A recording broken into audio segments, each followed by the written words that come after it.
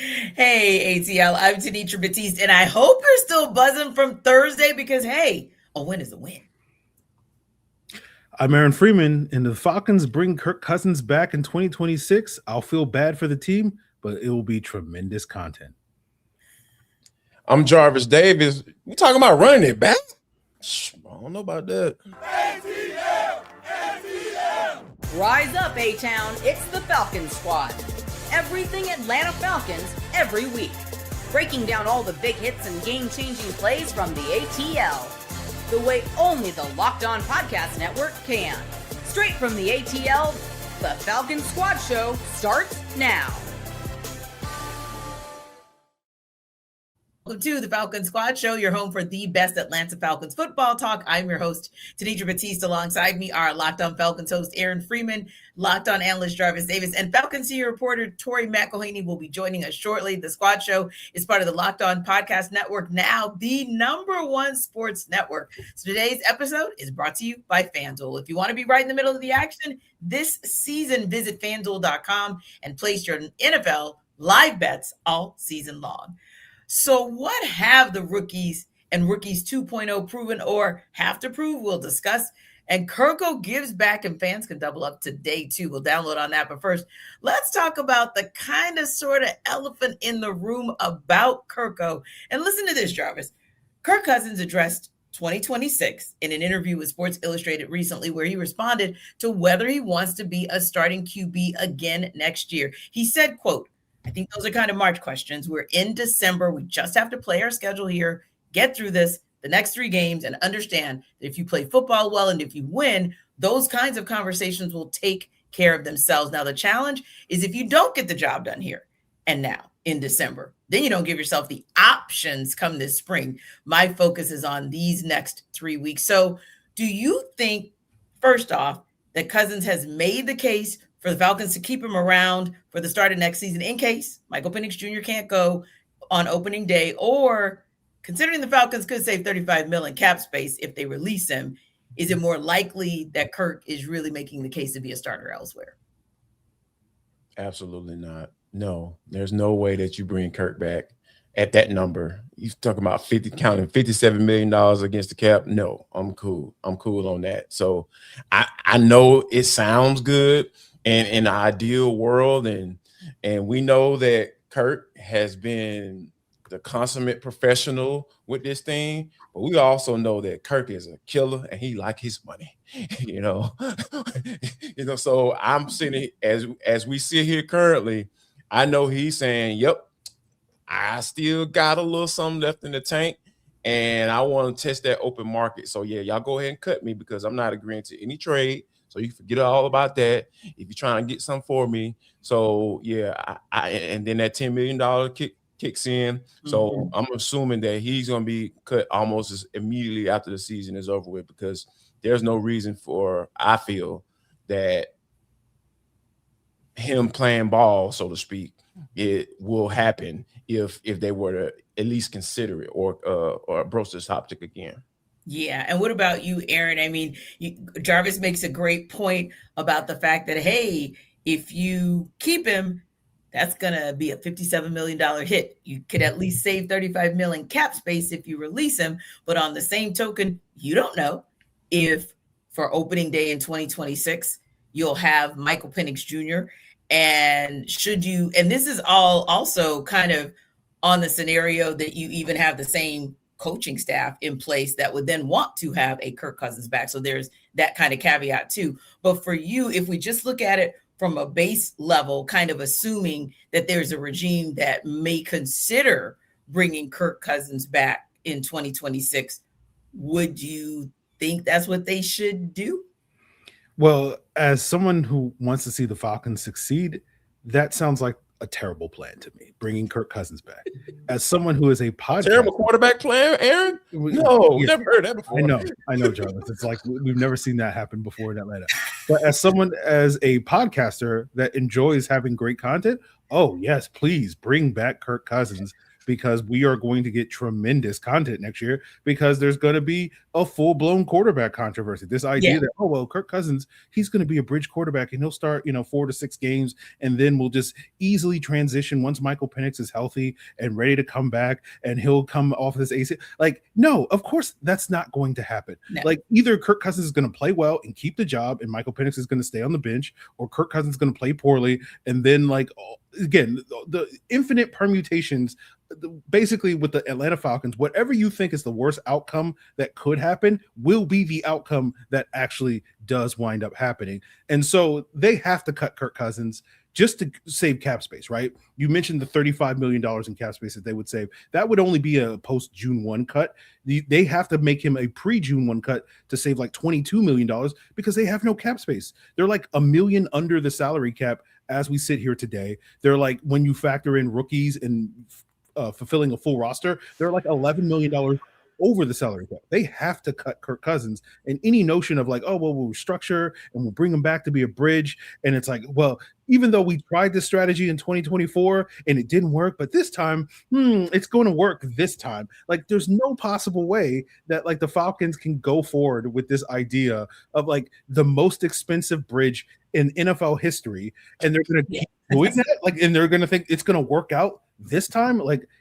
yeah, I think it's a crazy idea, but again, because I'm a podcaster and I need the content on a daily basis, sure, do it. And let's just have full-blown QB drama for the entirety of 2026. Aaron, you're so right, because you don't even have to wait for the drama and the controversy to start in 2026, because as of 12:08 p.m., Fan Till Death 528 Trajectory has already started it in the chat. He literally says, please don't run it back with Kirk, trade for Shedeur Sanders. But the more important piece he said, I know, Jarvis, right? Gosh, no. Yeah. So the controversy has already started, because then he says, and have a QB battle with Penix, and pick up what you can for Kirk. Or if we must have a bridge QB next year, he then goes and talks about Jameis Winston and waiting to draft. But the point being, here we are just posing the question at 12:08 on December 15th, and it is still controversial, because that's what it does. It just brings up, but we saw it earlier this season, right? We saw the millisecond it was time for Kirk Cousins to come in for that game against the Miami Dolphins when Michael Penix Jr. couldn't go. Man, the first thought was not that you wanted to see Kirk go have that poor of a performance, if you will, but the conversation still started. And we already know, once we knew MPX was done for the season and you were going to see Kirk go, and he got progressively better as the games went on, it's like, here we go. So you're right. That controversy would be, we'll call it challenging. We'll call it challenging, to say the least, if that was the decision that the Falcons made. But like you said, Aaron, as well, there are some nuances there, right? Because you do have, hey, do we want to save an additional 13 mil by waiting until June 1st? Or do we want to just get it done earlier so that we have the opportunity to get maybe the best backup QB that's out there on the market? So that is kind of a nuance, if you will, to that conversation. And listen, it's not just Kirk. That's he's kind of the starting point of the conversation of what the Falcons will do for players who, like he said, focusing on December, the last couple of games of the season, last several games of the season, and they're playing for either their futures with the Falcons or their futures with a different team in the NFL. So, Jarvis, I got to ask that question too, when you not just look at Kirk Cousins, but a host of Falcons players who are likely playing for a contract elsewhere. I mean, how can that maybe motivate them to help the Falcons end the season on a winning note? Because, hey, if there's a win Sunday against the Arizona Cardinals, and these guys who are playing for contracts, like maybe a Kyle Pitts Sr., can that be a motivation for them to say, hey, I know I got 3 more cracks at this to make sure that if I want to stay with the Falcons, I can, or I'm building a resume and a sizzle reel for my next team?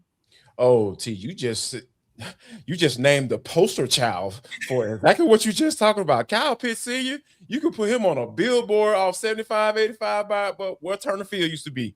RIP, baby. Yeah, he is the poster child for, I'm trying to get paid, and I don't care whose logo is on that doggone check going forward? Because here's the thing, like I think that Kyle in that game against the Bucks, he really gave depicted how much he's lacked as a player since he's been with the Falcons, because he showed why the Falcons took him 4th overall, but he's also has shown from just the entire body of work standpoint that he can't be counted on. Mm-hmm. And that just proved it. The way he played against the Tampa Bay Buccaneers proved that he can't be consistent, or he's inconsistent. Mm-hmm. Because if you were consistent, I'm not saying you're going to get 3 touchdowns and over 100 yards receiving and all that stuff and just basically going to get a coach fired more than likely at the end of the year into our bowls.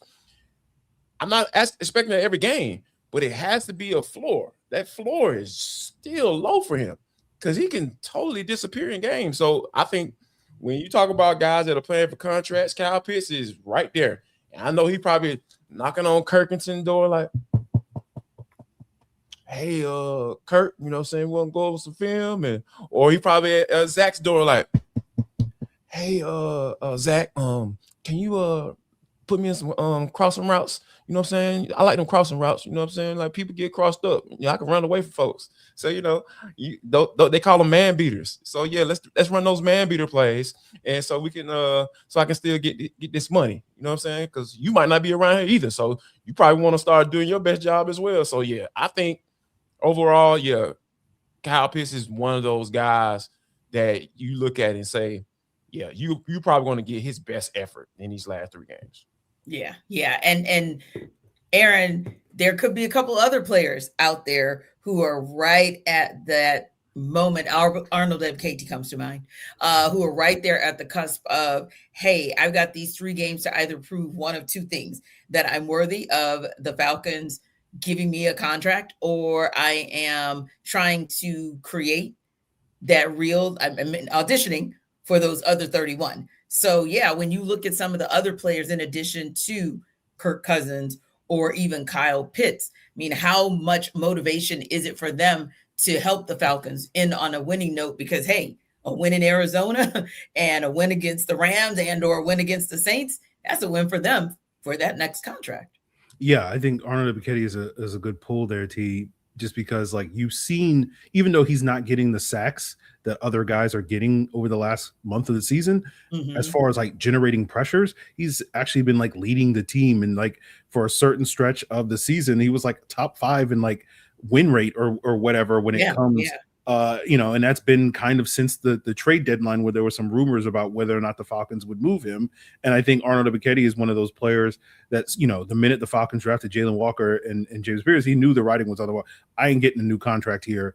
And so I got to put my best foot forward to get a contract elsewhere. And I think over the last, 4 to 6 weeks, I think he's started to sort of turn things around and in terms of putting that foot forward in terms of generating pressure and whatnot. And so I think guys like him, Leonard Floyd, Leonard Floyd is the consummate mercenary on a 1-year deal. Caden Ellis is also in a contract year and is over the age of 30. And are the Falcons going to bring him back, or are they going to try to get younger at that position? That is certainly a topic of discussion moving forward. Obviously we mentioned Tyler Algier as another player that, I think he had like 2 carries against the Bucs this past Thursday, and it's like, hey, but he made the most of those 2 carries, and so we'll see if they start feeding him a little bit more over these final 3 games, so that he can do his best to make his name as well. So there's a number of Falcon players that you can expect them to play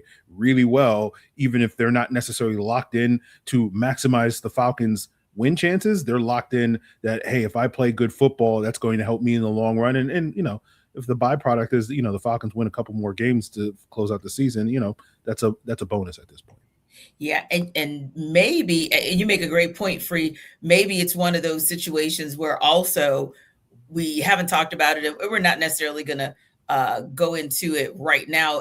Actually, maybe something kind of on the other side to talk about. So when we come back, maybe we talk a little bit about, it may not be about wins per se, but even if you don't get 1, 2, or 3 wins for these final 3 games of the season, it could certainly be not just a help for players on the field, but what happens to the guys on the sidelines as well. We'll talk about that when we take it under further review.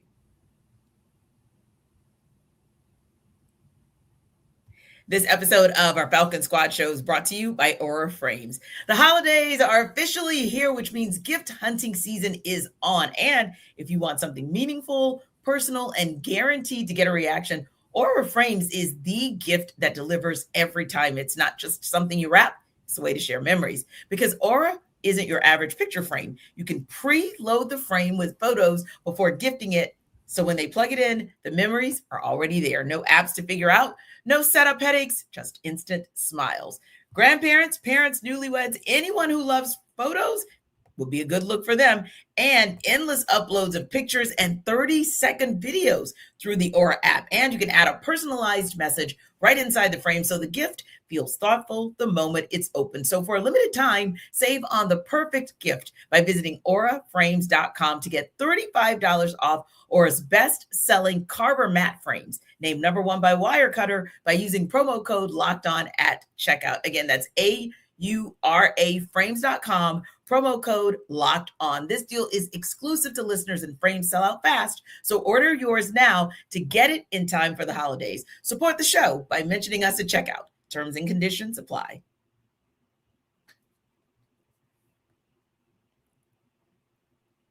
So, guys, this is one of those situations, the last 3 games, where obviously, Tori, there is no playoff or postseason to speak of to play for, but there's still a lot for the players to play for. There's still a lot for the coaches to coach for as the Falcons get ready for the final 3 games of the season. I would say, and we kind of talked about this post-game, Raheem Morris, Zach Robinson, Jeff Ulbrich, especially in those final couple of minutes of that game, they pretty much outdueled and outcoached Todd Bowles and his coaching staff. So how much, if at all, maybe did that win and maybe the wins to come, but how much did that even start making the case for the Falcons to maybe keep Raheem Morris one more season, maybe even his staff in place? Yeah, I mean, I think it gives you something to think about. Yes. But I think that there's also a case that can be made that this game happens within a vacuum. Sure. And the Tampa Bay Buccaneers are on a slide. Like, Yep. You found them at the right moment. I think there's also something to be said about this Falcons team fighting the way they did. Like, they don't have anything to fight for. And this was something that I wrote about after the game. It's like, there's no playoff contention. There's no really getting to 500. Like, none of that is up for grabs right now. And so you are playing for individual contracts. You are playing for your next contract. You're playing for kind of the guys beside you. And that's what this team did. I mean, the fact of the matter is like, there were multiple points in time where that Falcons team could have just let it go, like let the game go. I don't know if anyone would blame them knowing that there were 19 total penalties. The fact that they were able to kind of even stay in the game despite being penalized 125 yards, like, is in and of itself a very crazy stat and very weird. So there's that. Like, it's the same, it's a different side of the same coin where it's like, you can say that the Falcons fought and did what they needed to do and showed up, and that comes from, like, you know, the identity of your team. But the other side of the coin is the Falcons went into that game being out of playoff contention, not being in the spot they needed to be, underperforming offensively for a majority of the season. So it goes both ways. And I really don't know. It'll I think depend on what the next 3 games looks like. If you kind of go out and lay an egg against Arizona, if you kind of let the Rams run all over you on Monday Night Football, if you allow the Saints to do what they've done in the last 2 weeks, surprisingly, which is beat the Bucs and the Panthers, like, if you allow those things to happen, then it's a different conversation. So I think we're a little too early to be making any delineations one way or the other. Yeah, maybe too early to be a little definitive. And Aaron, you know, it's like we said, maybe it's the start. Maybe it's not the end, but maybe it's the start of the conversation of, hey, did a win, and especially if you can string another one this Sunday, but does that help the case, or does that even, I think Tori kind of framed it a little bit better, does it get you to thinking, well, maybe Raheem Morris or Jeff Ulbrich or Zach Robinson or even Marquise Williams, maybe they kind of sort of making a case for us to think twice about whether or not we want to run it back for them for a third season. But I think that's the question. Like, did it even start to make the brass think about it? Well, I think for Arthur Blank, maybe you can say it does, just because I think by all indications, from what we understand, Arthur Blank wants to keep Raheem Morris because of their relationship. For someone like me who, has a deep and dark heart, no, it doesn't necessarily move the needle for me, because like you see some of the same issues that this team has. And sort of, I think part of the conversation is like, well, why couldn't you do this before? Right. We had this similar situation after they beat the Saints in an impressive fashion, and then found a way to lose a game against the Jets. Now, I think the thing about this Bucs game is that they did find a way to win, but you saw some of the same issues that this team has struggled with throughout the season. It's True. Always something, in this game, it was the penalties, almost a record-breaking amount of penalties. And then, you saw the same third quarter struggles that this team has consistently had. The one thing that changed in this Bucs game is that in the fourth quarter, the Falcons played good football and found a way to come back and win that football game.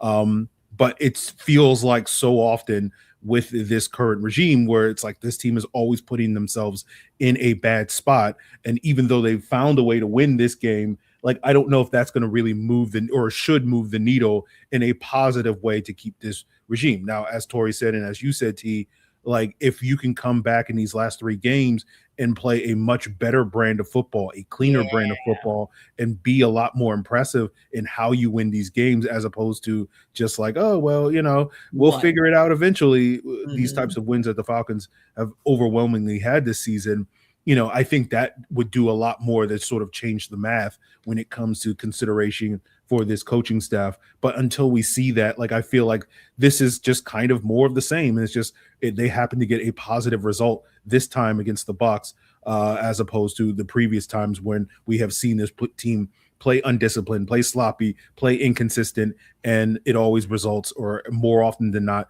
this season it has resulted in losses. But this time it was able to result in a win. Yeah, and that's a good point that you guys make as well, and that Tori and Aaron make, Jarvis, because it's one of those where a win is a win, but you almost have to put quotes or an asterisk, around quality, because when you look at the Bucs, it's like Tori said, trending down. And I saw something earlier today that said this was like the saddest division ever, because does anybody really want to win the division? Because you look at the fact that the Bucs are who they are, and they're just kind of on a skid. There's no one over 500, not them, not the Panthers, no positive point differential, just somebody who at some point is going to host the playoff game by default. So it is maybe not the most quality of quality wins, but it's still a W, right? And it still gives you the opportunity to maybe start stating your case about, hey, think about if we can do that, string together wins, or string together maybe more quality performances in the last couple of games. Maybe that makes Arthur Blank and company think twice about how they're going to proceed with this regime. And I'll make a case for that Arthur Blank wants to see these type of wins, regardless of how they got there, right? Because like the respect that Free mentioned that Arthur Blank has for Raheem Morris, I think that's a real thing, and he's only been here 2 years. So like, outside of just them just crapping the bed these last three games, I feel like Raheem Morris is going to stick around. And but a guy that I feel like he's probably out of here regardless of I think if Raheem Morris sticks around, I feel like a guy that's not going to be around is going to be Marquise Williams, because it was just too consistent. You gave up several roster spots for guys who only played special teams. That is unheard of in my eyes. Like, to be able to have guys that only play special teams for you, and there's no chance of them ever getting in on one side of the football. So to be a contributor, So yeah, I think there was too much given to that unit for them to perform the way they did in 2025. So yeah, I think he's the guy that I don't feel like it doesn't matter what he does special teams wise. I think he's out of here. So, but I think overall though, I think the jury's still out on Raheem Morris and Terry. Because I really feel that this is going to be next year is going to be a year to super evaluate and look at this entire organization and then make a decision in it for the 2027 going forward. Yeah, and maybe a part of that, Tori, is because, and we're going to talk about both of the classes, but maybe a part of that is because you have a rookie class of 2025 that had its ups and downs as far as players being challenged with injury. And then even the same of the class of 2024, starting with the top of the class, being challenged with injury both this year and last year. That's why we always kind of bring them in as like rookie class 2.0, because yeah, other teams have had injuries, if you will. But when you start looking at the positions that the Falcons have had injuries with, particularly you're starting with QB1, like you can't overlook how that could impact. And not just when Michael Penix Jr. went down for the season, but there was that game where he wasn't available, for the Dolphins as well. So those kinds of things might loom large. But I wanted to ask you, let's start with that 2025 class. This is kind of not the final quarter, I'd say maybe like the final 8 of the season, if you will. They're in their final phase of their first season, and wanted to ask what you want to see from them in these last 3 games that will help you to kind of put a stamp on 2025 with them. Or in the case of, obviously, Billy Bowman, that conversation will be a little bit different, but we'll take them one by one, starting with Jalen Walker. What do you want to see from him as he wraps up his rookie season? Honestly, it's funny because my answer is pretty much the same for Jalen Walker, James Pierce Jr., and Xavier Watts. Like I just want to see them continue to do what they've been doing. Show a level of consistency in on a team that hasn't been consistent. Show continued growth. Show that kind of this what we've seen from James Pierce Jr. isn't a flash in the pan of the last 6 games, but this is something sustainable that can carry on into a career. Same thing with Jalen Walker, same thing with Xavier Watts. And I would say same thing for Billy Bowman Jr., despite the fact that he is no longer out, he's no longer out on the field. Right. I think that, to me, this already, regardless of what happens in the next 3 games, this 2025 class of these 4 defenders is already a success. They've already shown me enough to feel confident in what the Falcons have in them, what they have going forward in them, and also that this was Terry Fontenot's best draft to date. Yeah. Could the argument be made that the Falcons could have used receivers in the draft and not Jack Nelson? Absolutely. I think there are always the what if conversations that you can have, and hindsight being what it is. But I think in terms of these 4 individuals, these 4 defensive rookies that turned into starters for you, and not just starters, but productive starters in their first year, that's all you could ask for. So just continuing, I don't have a very specific answer for each one. I personally just think that they've already kind of written their story for me in year 1. Nothing that they do in the next 3 games, barring an injury, is going to change what I think they have been for this team and what I think they could be for this team moving forward. Yeah, and James Pierce Jr., obviously, like you said, just balling out these last 6 games, 13 solo tackles and a forced fumble. But more importantly, it's that 8 sack number that really kind of sticks out, because, just being able to get the quarterback on the ground, which is something that the Falcons have just thirsted for and longed for years now, is a beautiful thing. And then, of course, Jalen Walker, 21 solo tackles on the year, 5.5 sacks, 2 forced fumbles. So a good look for him as well. But for you, Aaron, and again, you can go the route that Tori went, where she just kind of is looking at the class holistically, or you can go, if you want to, kind of break it down individually, but just kind of looking back at this 2025, or looking forward for the final phase of the season, or back with the class of 2025, what are you kind of looking for individually or collectively for them to make a stamp on the season? Yeah, like Tori said, there's nothing, specific beyond like, I kind of just want to see James Pierce if he can crack 10 sacks. That's basically Yeah. it at this point in time. And overall, like I think, as Tori said, this rookie class has been very impressive. It's been hugely detrimental to my anti-rookie agenda with how well these guys have been playing so far this season. And so I'll have to go back in the lab and figure out a way to, balance how much disdain I have for rookies in their performance and how well that this class has played. And we'll have to strike a compromise and be like, okay, well, maybe some rookies are able to be successful moving forward like this particular class. So we'll see on that front. But I think overall, you just want to continue to see, as Tori said, these guys continue to play well, make plays, and impact the game in positive ways, which they've done throughout the season.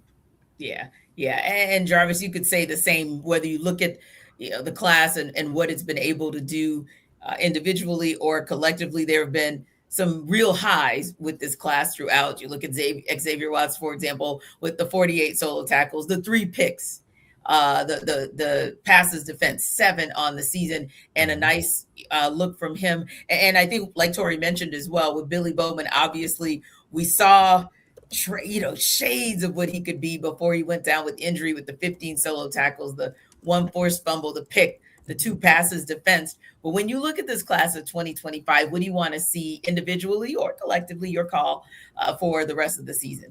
I call out 2 individuals, and I'll start with my guy, Jalen Walker. I have pounded the table since this man was in Athens, Georgia, about him being an edge guy. But going into these last few games, I would be very intrigued to see what he can do in a Caden Ellis role, right? I'm not saying bench Caden Ellis. I'm not saying that. But when he's in the game, when you have him moving around, have him as a stack linebacker, showing that mug look, and then blitzing, or have him dropping into coverage. I want to see what that looks like, because guess what? Caden Ellis got to get paid. And he's 30 plus. And you know how 30 plus NFL players roll. More than likely, you're not going to get that contract. So, or it's not smart. Generally, it's not smart to pay guys 30 plus, especially at that particular spot. So that's what I want to see with Jalen. I want to see what he looks like in that role. Is he comfortable in it? And I feel like he can, because I feel like that man can do whatever the hell he wants on the football field, because he's an absolute dog, pun intended. But as far as James Pierce goes, mine's a little bit more specific for him. I want him to be a 2-way player. I need him to be a little bit more forceful in the run. I need a little bit more against the run, because there were some things that I saw that I felt like you probably could have beat that. You're too athletic to be doing that, looking like that in the run game. So I feel and I have to give him credit. Mm-hmm. That man has progressed nicely from a pass rush discipline standpoint, like working his moves, pushing the pocket, when he's supposed to, and then being able to separate and get off the block and make sack and put the quarterback on the ground. I just been loving how he's been progressing throughout the year. But just give me some of that, show some of the athleticism in against the run as well, because Falcons don't necessarily have him in there for that much for it, but when he's in there and they just so happen to run the football, he got to be ready. Yeah. So what has Rookies 2.0, what is that class proven, or what does that class maybe have to prove? We'll unpack it up next. This episode of our Falcon Squad Show is brought to you by FanDuel. NFL Sundays move fast, one big play, and suddenly everything feels different. That's what makes live betting with FanDuel so exciting. You're not just watching the game, you're reacting to it in real time. With FanDuel, you can place bets as the action unfolds, every drive, every momentum swing, every highlight moment. Live betting is best when the game starts to shift. A receiver gets hot, a defense tightens up, or the momentum flips after a turnover, and FanDuel lets you jump into the moment. Live spreads and money lines adjust instantly. Player props update as guys heat up, and you can bet next touchdown scores, drive results, totals, and more. It keeps you locked into every snap, every drive, every possibility. So if you want to be right in the middle of the action this season, visit FanDuel.com and place your NFL live bets all season long. FanDuel, the game moves fast. So can you.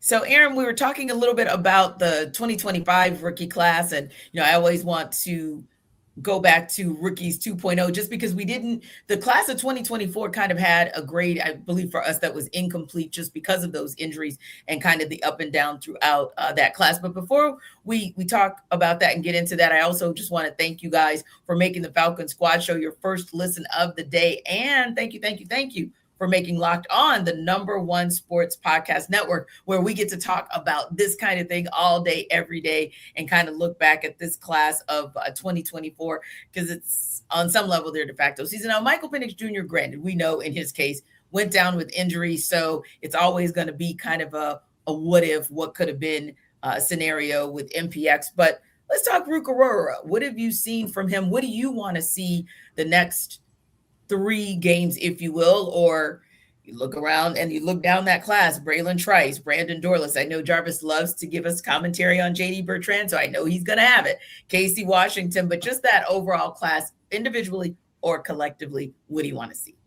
Yeah, with Rook and Dorlus, I want to see both of those guys. It's similar conversation we're talking about with this year's rookies, is you just want to continue to see those guys make strides. I think Dorlus has really come on over the last month as a pass rusher. I think you're seeing flashes from Rook, not to the same degree that you've had with Dorlus, but you just want to continue to see Rook do, some of the things that he has been doing, like he did in this Bucs game, using his power. That's his sort of main weapon as a pass rusher, and it doesn't have to be complicated. We knew Rook Aurora was going to be a multi-year project when the Falcons drafted him, and it's just like, okay, well, what's the one thing that you can do? It's just like go out there and just be a bully and bully guys, and that's something I think he can do, and you saw that on display a couple of times in this Thursday night game against the Bucs, and I want to continue to see him do that. And not only does that potentially manifest as a pass rusher, I think hopefully you'll see that continue to manifest as a run defender for Rook Aurora, which was something that he was known for coming out of Clemson, and I thought did well in limited opportunity as a rookie. It hasn't been as strong in his second year, being that sort of force in the run game as I think I wanted and maybe other people wanted him to be this upcoming season. So I think that is something that you can kind of circle for these final 3 games. If he can be a little bit more of a forceful impact player in the run game, getting some of those TFLs, being that disruptive presence, those are things that I kind of want to see from Rook Aurora. Yeah, and Jarvis, when you look at this class, whether you want to talk about them individually or you want to talk a little bit more collectively, let's look back at 2024, because they are a class that we've always pretty much given a grade of incomplete. Where do you stand with them, and what do you want to see these final 3 games of this season? Wow. I almost have no notes for Brandon Dorlus. That dude has become one of your better interior defensive tackles on the team.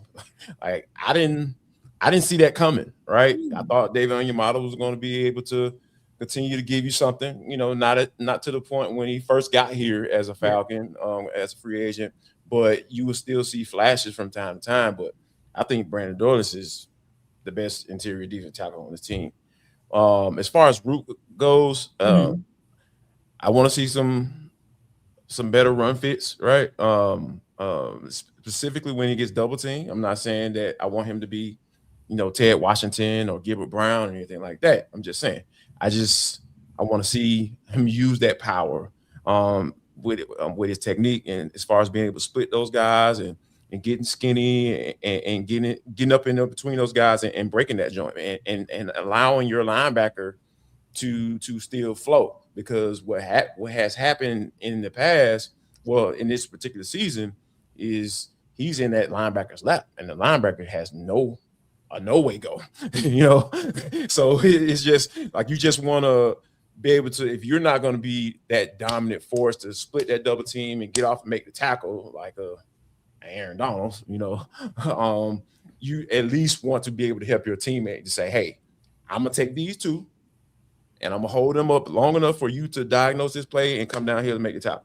That's it. That's all you can do as a defensive tackle. So yeah, I think that progression for him is going to be tremendous. And then when you think about, since you brought it up, T. Yeah, it's on me. You brought up JD Bertrand. I was in a good mood. I ain't had nothing to say about this man. I wasn't even thinking about him when it comes to this conversation. When I was looking at the rundown, I was like, oh yeah, we talk about 2024 class. You know what I'm saying? I ain't gonna even go down the late round picks. You know what I'm saying? We ain't gotta talk about them. But since you brought him up, see, they can't even play the man on special teams. Can't even play him on special teams. Can't even play on the special teams. They had starters on the special teams on the defense side of football this past Thursday. There were starters on kickoff team. If you can't play special teams, why are you here, sir? That's all. That's all. Tori. Yep. Sorry, Tori. No, it's all good. I knew what to expect. I was like mentally preparing myself. You were preparing. Yeah. Glad you know me well. Thank you. Right. Thank you. Yeah. I've done this enough times. I know. So my evaluation of the 2024 NFL draft class. I kind of put them into buckets. You have your two individuals that I think are like right on track and or even overperforming in Rook and Dorless. Yes. Sure. You have two individuals who are very much underperforming, have been healthy scratches recently in JD Bertrand and Casey Washington. Yes. That to me, that's not good. Especially Casey Washington too. Like I know we talk about JD Bertrand, but Casey Washington has been a healthy scratch for the last 4 weeks when you haven't had Drake London. That's all you need to know there. And then there's Michael Penix Jr., who's kind of in the middle of, you saw him develop, you've seen flashes, but now he's hurt. And there's a very good chance that you do not start the 2026 season with him because of his injury and his recovery time.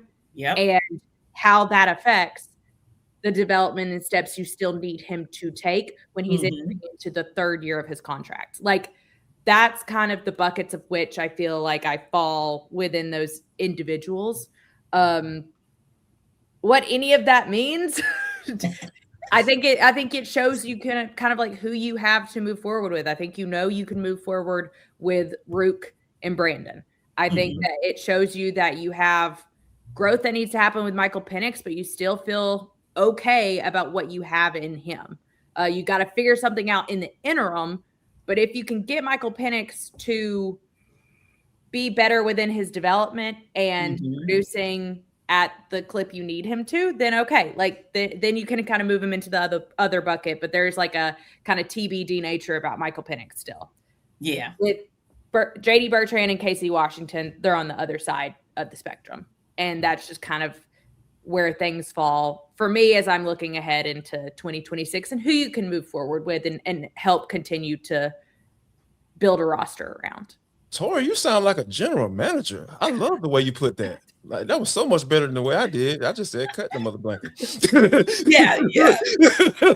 What is it? I'm media trained. Like, right. Or for Tori, it might be like old Key and Peele, where Barack Obama, right? Yeah, and then I never once thought that like I would be compared to Barack Obama, and now I've never been happier. This is the best compliment you really could have given me, Tenitra. So that's you, Tori. You do know in the Barack and Key and Peele, you're the Barack side of it, right? And Jarvis is going to be the Key and Peele side.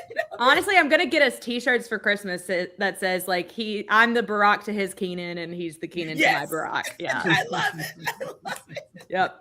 Hilarious. I absolutely love it. But yeah, I think you make a great point, Tori. I like the way that you did kind of break it down in terms of the buckets, because that's kind of how we've had to do for the class of 25, the class of 24, and on some level, even a little bit before that, because you look at Michael Penix Jr. and it's like, right when we were starting to see signs, his body wouldn't allow us to see the rest of it. Or you look at Braylon Trice and it's like, forgot about Braylon Trice. Exactly, Tori. Like literally, and please, the Falcons did too. And look, Tori, I'm glad you said it that way, because JD, like literally, I had to look multiple places because I was thinking, is my mind playing tricks on me? Because I don't think there is a stat line for Braylon Trice. So I went to 3 different outlets, where we pull our stats, and I'm like, no, there really aren't any, because we really have never gotten to see what he was, as opposed to, say, like, I know some of our everydayers were kind of putting in the chat, what about the likes of like a Troy Anderson, as we were talking about JD Bertrand, just in terms of, or as we were talking about, or not talking about, Braylon Trice, because he's another one where it's like, other than Jarvis, you kind of forget about Troy Anderson from time to time, like, where is he, what's going on? But I feel like with Braylon Trice, you're not off the beaten path, T, because you've not seen it. I mean, he's still part of the reason the 2024 class feels like it gets a grade of incomplete. Mm-hmm.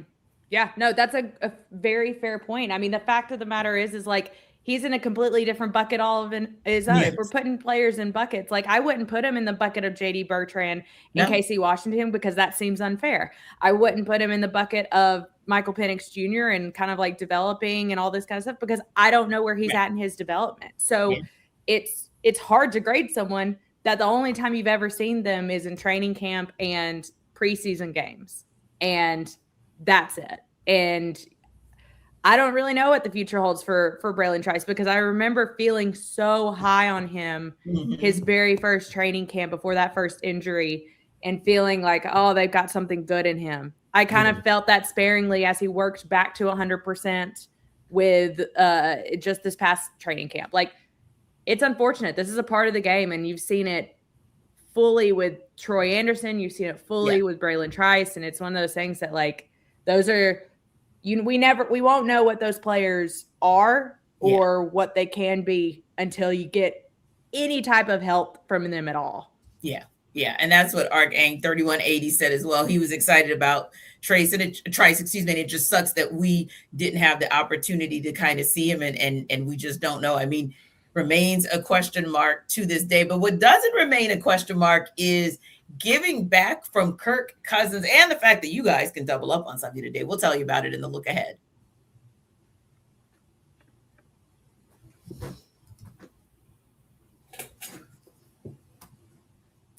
Boy, I tell you, our crazy weather is up and down, like, literally.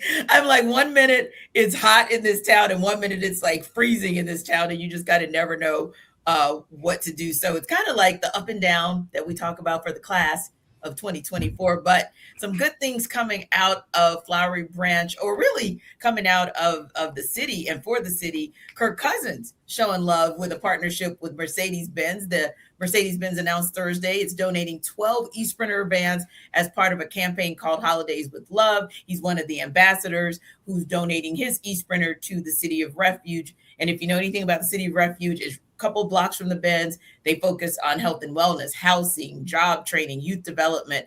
Bijan Robinson and Matt Ryan Jarvis are also 2 other ambassadors who selected Atlanta Public Schools and Raising Expectations, Inc., respectively, as their organizations to receive the van. Good stuff from these Falcons, and of course from the former Falcon great Matt Ryan. Oh, absolutely. This is what this time of year is all about, right? It's about giving.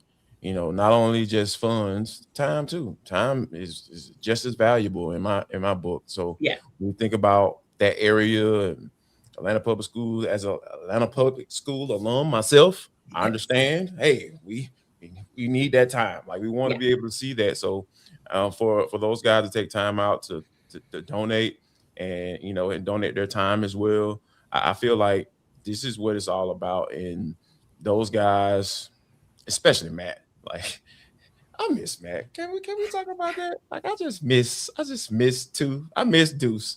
Like, I watch him on Sundays in the studio. The man just killing it, and I'm not surprised at all by that. Yeah, because I didn't understand what Matt brought to the table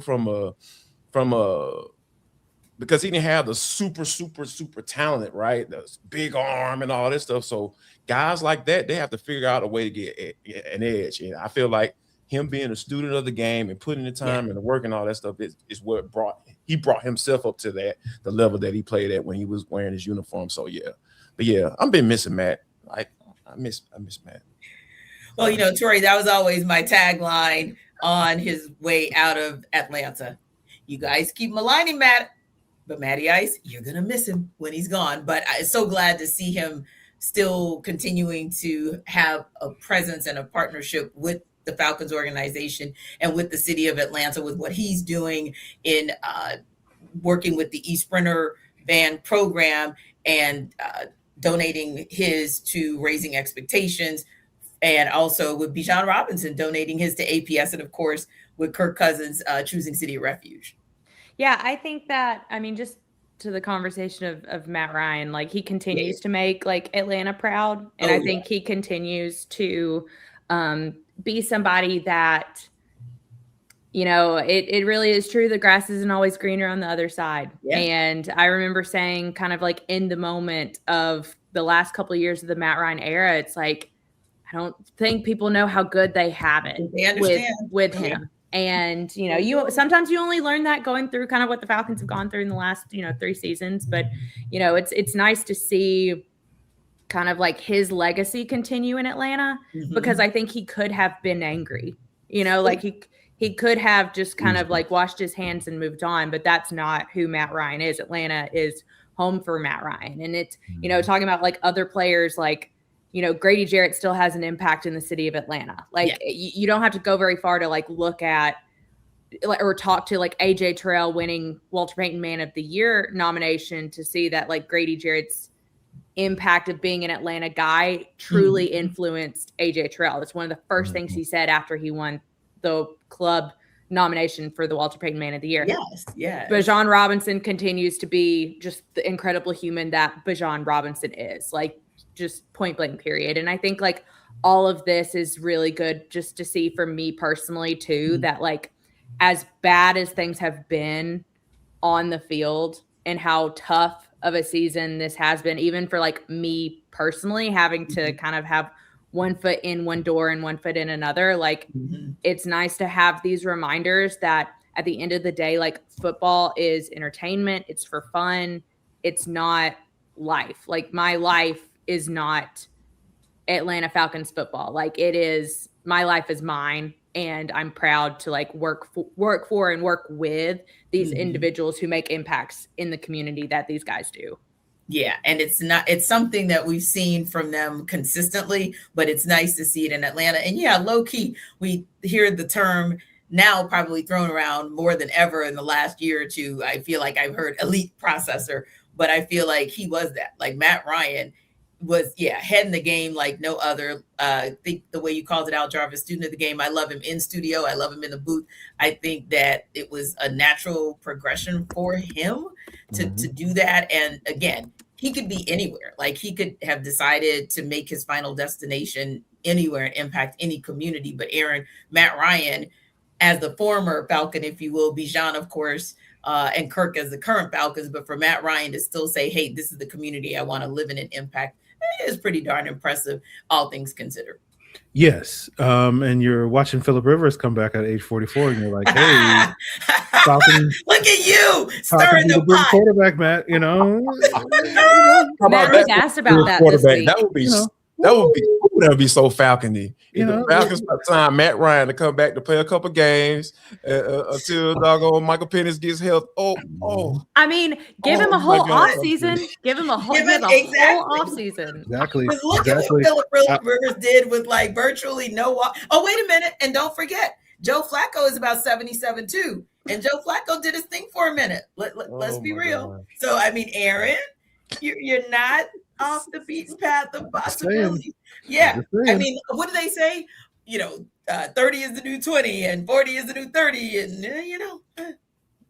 so yeah, that would certainly be fun if Matt Ryan was like, because I saw the clip that was floating around over the weekend when they were talking about Phillip Rivers, and he was like, sometimes he's watching the games and he's like, I could still do this, even though my body kind of betrays you. But as Tori said, like, we got 9 months of an off season to get, that body ready. And we just need you for like 4 to 6 games, man. We don't need you for 16, 17 games next year. So just something to think about. But, sort of piggybacking in all seriousness on what Tori said, like as frustrating as the Falcons often are on the field, they are far from that off the field. And I think a lot of that is owed to Arthur Blank and his vision for the team of wanting to be the team that is also representative of Atlanta on the field, but also off the field. The on the field stuff, we're still trying to get there, but the off the field stuff, they never disappoint. And as Jarvis said, during this time of year, it really shows. And as Tori said, like, ultimately, like the impact of these football games and the results of these wins and losses and living and dying by these wins and losses as fans and whatnot, like we feel it in the moment, but it's these things that really matter. It's like the things that you can change people's individual lives. Like, Kyle Pitts dropping a pass, as frustrating as it feels in the moment, is not really going to hopefully have long-term impacts over the rest of your life. But some of these things with players giving back and with AJ Terrell being, the Walter Payton Man of the Year nominee and all that stuff, like these are the things that ultimately can change lives. You have work done as part of the ownership and all the things that he's done throughout his NFL career and post NFL career with giving back to various communities. These are the things that ultimately matter in the long term in real life as opposed to on the football field. And so that's just, it's heartwarming to see things like this. And it's just a reminder of what really matters when it comes to this sport and this team, this organization, and this franchise. Yeah. And for what some of the players have done this season, Jarvis, recognition matters too, Fan voting for the Pro Bowl ends today. Player and coaches get to vote until Friday. But today is actually a double-up vote day for fans. So which Falcons player or players do you feel have made the case for themselves for the Pro Bowl? I'm gonna start right there with the guy who has been leading, in the total scrimmage yards from scrimmage, and Bijan Robinson. Like if he's not a candidate to double up or triple up or quadruple up or vote for it on different IP addresses, man, you do all that. He deserves it. So I think that's where I would start, because I feel like Bijan he's been Bijan. Right, you'll throw a couple of little fumbles in there every now and then, but hey, man, cool, we can work on that. I'm saying, we're good. I'm saying, get with your boy. I can show you a little something. You just gotta pay me for them. You gotta pay me for my time. I got some people I can connect you with. You know what I'm saying? I'm connected around these parts in Atlanta. You know what I'm saying? Like I get you right, Bijan. But seriously though, Bijan Robinson is the guy that you need to vote for. That's he's been that dude. He's really elevated himself, I feel, into that top 2, top 3 running back. And potentially could you move to number 1, you start winning some football games around this ball. Facts. What about for you, Tori? When you kind of look across this landscape of this roster, you look across even a disappointing season, there are always still standouts. And Jarvis just called out one of those standouts. Any other players, and of course, co-sign on Bijan, please and thank you if you want to, but any other players as well that you want to see, hey, fans, you got today to double up on a vote, double up. Yeah, obviously Bijan, he's number 1. Sure. So co-sign there. I think it's unfortunate that Drake London has been hurt as long as he has, because I do think that he, to the point of where he was like absolutely deserving of a Pro Bowl games nomination, selection, all of those things. I don't know if that's in the cards for him now that he hasn't been on the field in a month, but I think it doesn't wipe away what he did and how important he is to this organization. Defensively, there are a lot of guys. I think Caden Ellis is continually one of the best middle linebackers and has no credit for being one of the best middle linebackers in the league. I think that what James Pierce Jr., Jalen Walker, Brandon Dorless have done in revitalizing this Falcons pass rush, like I think that's deserving of Pro Bowl nods. But the problem is, and this is the problem that has kind of been the case for the Falcons over the last few years, is that like they're not winning games. So you look at the vast majority of people who like kind of are the leaders in the clubhouse in terms of Pro Bowl votes. It's guys, individuals who are having these big performances on winning teams. The Falcons have individual pieces: Bijan, Drake, Jalen, James, Brandon, Caden, all of these guys having spectacular singular performances, but on a team that is out of playoff contention. And that changes things, but it doesn't change the fact that those individual performances are good enough for Pro Bowl votes. Yeah, indeed. And Free, what about you? Pro Bowl votes. Who should these guys go out and, as Jarvis said, go in the incognito browser and vote again and again and again so they can double up for the incognito browser? You don't know about that incognito browser? I do. Okay. But how you know about the incognito browser? Free. we will not sit at why Tenitra knows about the incognito window and why she uses it. Okay, I was baited. I wasn't going to be in it. I think Bijan is the one guy that you would absolutely pound the table for, and for the opposite reason that Tori talked about with Drake London, where the injury probably hurts his chances of making the Pro Bowl. I think you could say the opposite might be true for someone like Kyle Pitts. I think Kyle Pitts has had his best season. Mm-hmm. Kyle Pitts, I don't think based off of his season alone is a Pro Bowl type year. But when you look at the injuries to guys like Tucker Kraft, guys like George Kittle, guys like Sam Laporta, and if you're going to disqualify them because they haven't played the full season, it's like, okay, well, if Kyle Pitts is like the 5th best tight end in the NFC, it's like, okay, well, now he kind of qualifies. And then you get this game like you have on Thursday night with the recency bias. And it's like, okay, go spam that Pro Bowl vote for Kyle Pitts. And I think you could maybe make a case for him sneaking in on the NFC squad and getting his second Pro Bowl of his NFL career. Well, the most recent numbers that came out, and they're a little bit dated, granted, but interestingly enough, you actually have I think it's 6 Falcons players that are still ranking at the top 10 at their positions in Pro Bowl voting. Of course, Bijan Robinson, he's in 4th place. So Falcons fans, do your part.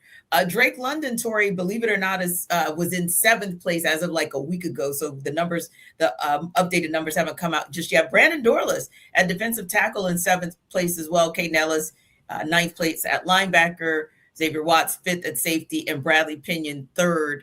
Amongst punters in the league. So it'll be interesting to see how things wrap up. But yeah, the Falcons definitely have some opportunities there for the obvious guy, Bijan Robinson, but maybe a few more will sneak in as well. Thanks to our everydayers for making the Falcon Squad Show your first listen of the day. Be sure to stop by Locked on Falcons with Aaron as your host, as your second listen as well. And you can catch Jarvis as a frequent contributor for Locked on Falcons. And check out some of Tori's great work at AtlantaFalcons.com. The Falcon Squad Show and Locked on Falcons are part of the Locked on Podcast Network. Your team every day. We'll see you next time.